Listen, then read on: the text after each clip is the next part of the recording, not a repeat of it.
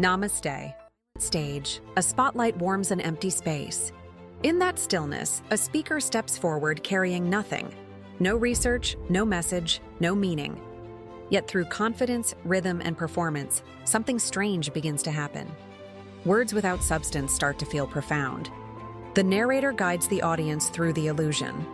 The speaker gestures with practiced confidence, the right-hand sweep that carves out imaginary futures, the left-hand emphasis that grounds a floating assertion.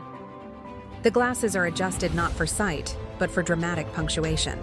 A question is posed not to inform, but to activate a familiar pattern in the crowd.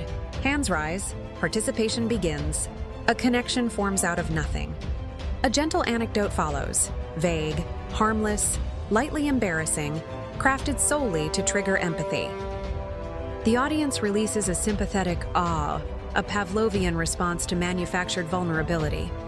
They believe a bond has been formed, unaware that the story carries no point at all. Suddenly, the talk pivots.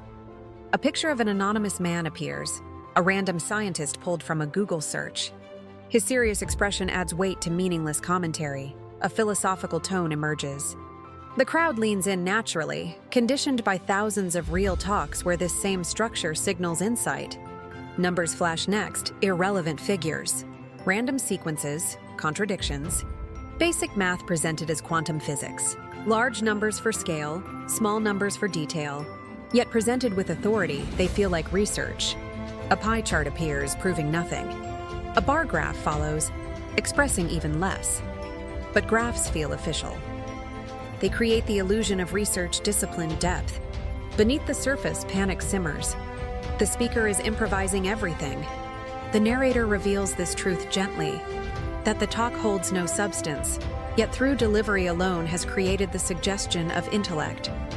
Behind the speaker, more words appear: innovation, potential, transformation, each paired with stock photos designed to stir emotion without context. These images float like empty promises. The performer points at them with grand gestures, weaving gibberish phrases between them. Strange words spill out. Quantum fluidity, hyper-contextual synergy. Rip it and dip it, Richard.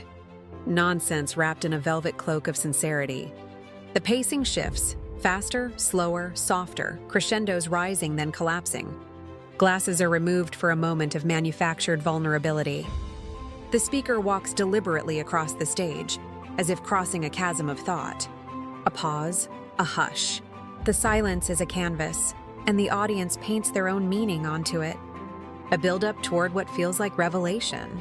The narrator highlights the brilliant irony. The audience senses meaning even though none exists. Performance alone has created depth where there is only emptiness. As the ending nears, the tone softens, the atmosphere warms.